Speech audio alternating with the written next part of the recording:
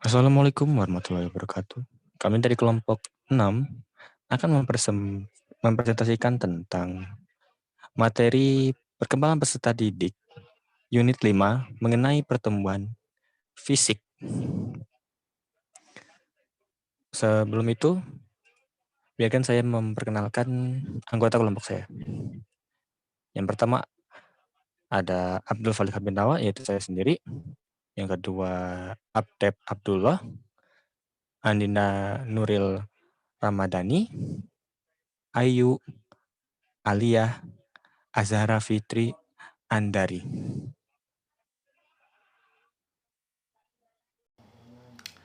Pertumbuhan fisik adalah perubahan-perubahan fisik yang terjadi dan merupakan gejala primer dalam pertumbuhan remaja.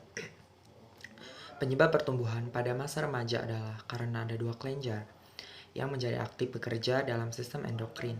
Kelenjar pituitari yang terletak di dasar otak mengeluarkan dua macam hormon, yaitu hormon pertumbuhan yang menyebabkan terjadinya perubahan ukuran tubuh dan hormon gonadotropik atau sering disebut hormon yang merangsang gonad atau kelamin agar aktif bekerja.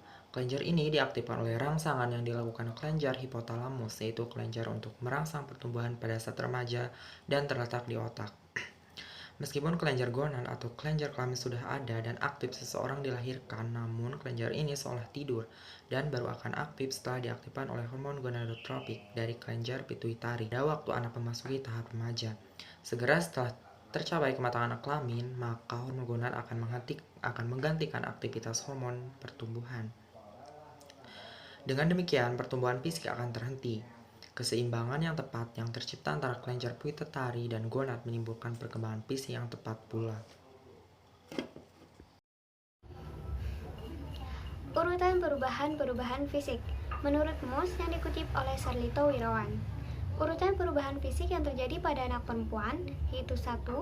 Pertumbuhan tulang-tulang, badan menjadi tinggi dan anggota badan menjadi panjang. 2. Pertumbuhan payudara. 3. Tumbuh bulu yang halus berwarna gelap di kemaluan. Keempat, mencapai pertumbuhan ketinggian badan yang maksimum setiap tahunnya. 5. Bulu kemaluan menjadi keriting. 6. Menstruasi atau haid. Dan yang ketujuh, tumbuh bulu-bulu ketiak. Sedangkan untuk perubahan fisik yang terjadi pada anak laki-laki yaitu 1. Pertumbuhan tulang-tulang. 2. Testis atau buah pelir membesar. 3. Tumbuh bulu kemaluan yang halus, lurus, dan berwarna gelap. 4. Awal perubahan suara. 5. Ejakulasi atau keluarnya air mani. 6. Bulu kemaluan menjadi keriting. 7. Pertumbuhan tinggi badan mencapai tingkat maksimum setiap tahunnya. 8. Tumbuh rambut-rambut halus di wajah seperti kumis dan jenggot. 9. Tumbuh bulu ketiak. 10. Akhir perubahan suara. 11. Rambut-rambut di wajah bertambah tebal. Dan 12. Tumbuh bulu di bagian dada. Selanjutnya ada perubahan-perubahan fisik yang penting pada masa remaja. Yang pertama ada perubahan ukuran tubuh. Anak laki-laki tumbuh terus lebih cepat daripada anak perempuan. Pertumbuhan anak laki-laki akan mencapai bentuk tubuh dewasa pada usia 19 sampai 20 tahun, sedangkan pada anak perempuan pada usia 18 tahun. Kedua, ada perubahan proporsi tubuh. Proporsi yang tidak seimbang ini akan berlangsung selama masa puber, sehingga akhirnya proporsi tubuhnya mulai tampak seimbang menjadi proporsi orang dewasa. Misalnya di bagian luar tampak pertumbuhan kaki dan tangan lebih panjang dibandingkan dengan tubuh. Yang ketiga ada ciri kelamin yang utama. Alat kelamin mulai berfungsi pada saat ia berumur 14 tahun, yaitu pada saat pertama kali mengalami mimpi basah. Indung telurnya mulai berfungsi pada usia 13 tahun, yaitu saat pertama kali mengalami menstruasi atau haid. Dan yang terakhir ada ciri kelamin kedua, yaitu ciri kelamin kedua inilah yang membedakan bentuk fisik antara laki-laki dan perempuan. Ciri ini pula yang seringkali merupakan daya tarik antar jenis kelamin, seperti suara melengking pada perempuan dan suara membesar pada laki-laki dan sebagainya. Yang selanjutnya adalah Perubahan fisik sepanjang remaja. Yang pertama, percepatan pertumbuhan. Bagi remaja laki-laki, percepatan pertumbuhan berkisar antara 10 sampai dengan 16 tahun. Bagi remaja perempuan, percepatan pertumbuhan dimulai antara 7,5 tahun sampai dengan 11,5 tahun dengan umur rata-rata 10,5 tahun. Puncak pertumbuhan ukuran fisik dicapai pada usia 12 tahun, yakni kurang lebih bertambah 6 sampai dengan 11 cm dalam setahun. 2. Proses kematangan seksual.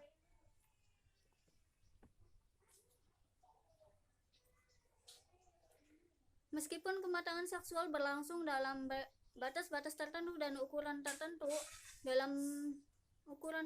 dalam perkembangan ciri-ciri kelamin sekundernya, namun kematangan seksual anak-anak remaja berlangsung secara individual, sehingga hanya mungkin untuk memberikan ukuran-ukuran rata-rata dan penyebarannya saja.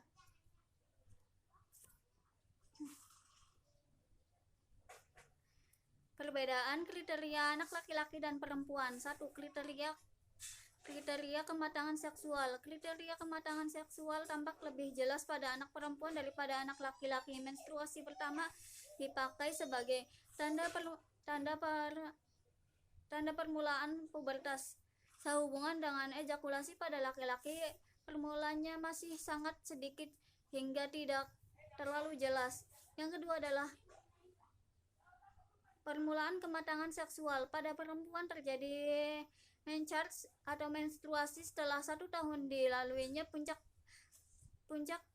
percepatan pertumbuhan.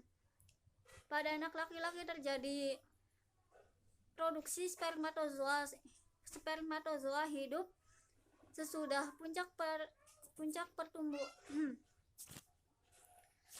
percepatan pertumbuhan.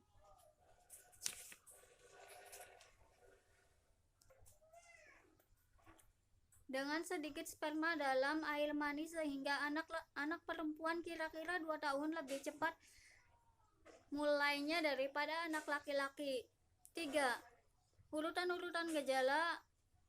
gejala-gejala kematangan seksual. Pada anak perempuan kematangan dimulai dengan 1 tanda kelamin sekunder pada usia antara 8 sampai dengan 13 tahun. Menjelang mencharge, payudara mulai memperoleh bentuk yang dewasa dan reproduksi air susu terjadi pada akhir kehamilan. Pada anak laki-laki, kematangan seksual dimulai antara umur 9,5 tahun sampai dengan 19 tahun dan berakhir antara 13,5 tahun sampai dengan 17 tahun pada usia kurang lebih 15 sampai 16 tahun. Pada anak laki-laki maupun anak perempuan terjadi perubahan seksual. Kondisi-kondisi lain yang mempengaruhi pertumbuhan fisik anak. Yang pertama yaitu pengaruh keluarga. Pengaruh faktor keluarga meliputi faktor keturunan dan faktor lingkungan. Karena faktor keturunan, seorang anak dapat lebih tinggi dari anak lainnya. Faktor lingkungan akan membantu menentukan tercapai tidaknya potensi keturunan anak. Yang kedua yaitu pengaruh gizi. Anak-anak yang memperoleh gizi cukup biasanya akan lebih tinggi tubuhnya dan sedikit lebih cepat mencapai taraf remaja dibandingkan dengan mereka yang kurang memperoleh gizi. Yang ketiga yaitu gangguan emosional. Anak yang sering mengalami gangguan emosional akan menyebabkan terbentuknya steroid adrenal berlebihan yang berakibat pertumbuhan awal remajanya terhambat dan tidak tercapai berat tubuh yang seharusnya. Yang keempat yaitu jenis kelamin. Anak laki-laki cenderung lebih tinggi dan lebih berat daripada anak perempuan, kecuali pada usia antara 12 dan 15 tahun, karena bentuk tulang dan otot pada anak laki-laki berbeda dengan anak perempuan. Yang keenam yaitu kesehatan. Kesehatan anak yang sehat dan jarang sakit biasanya akan memiliki tubuh yang lebih berat daripada anak yang sering sakit. Dan yang terakhir yaitu pengaruh bentuk tubuh. Bangun atau bentuk tubuh Apakah mesomorf, ektomorf, atau endomorf akan mempengaruhi besar kecilnya tubuh anak. Lalu ada pengaruh perubahan fisik pada remaja. Meskipun pengaruh pubertas terhadap anak-anak remaja berbeda-beda, cara mereka melampiaskan gangguan ketidakseimbangan tampaknya sama. Beberapa bentuk pelampiasan yang mudah dilihat adalah mudah tersinggung, tidak dapat diikuti jalan pemikirannya ataupun perasaannya, ada kecenderungan menarik diri dari keluarga atau teman, lebih senang menyendiri, menentang kewenangan dari orang tua atau guru, sangat mendambakan kemandirian, sangat kritis terhadap orang lain, tidak suka melakukan tugas di rumah ataupun di sekolah, dan sangat tampak bahwa dirinya tidak bahagia. Selanjutnya adalah upaya remaja dalam proses pertumbuhan fisik. Kegiatan bernilai positif seperti olahraga, pramuka, dan seni dapat memupuk pertumbuhan fisik remaja. Dengan demikian, pengembangan program kelompok remaja ke arah kegiatan yang bernilai positif oleh tokoh masyarakat dan sekolah merupakan upaya untuk membantu para remaja dalam pertumbuhan fisik mereka. Pengembangan kegiatan pramuka, penyelenggaraan senam kesegaran jasmani, dan pembiasaan hidup bersih perlu diprogramkan sebagai kegiatan kulikuler dan ekstrakurikuler di sekolah. Perlu diprogramkan secara baik. Pembentukan kelompok belajar atas bimbingan guru merupakan kegiatan yang dapat membentuk remaja untuk belajar teratur dan bertanggung jawab. Sekian dan terima kasih telah menonton. Wassalamualaikum warahmatullahi wabarakatuh.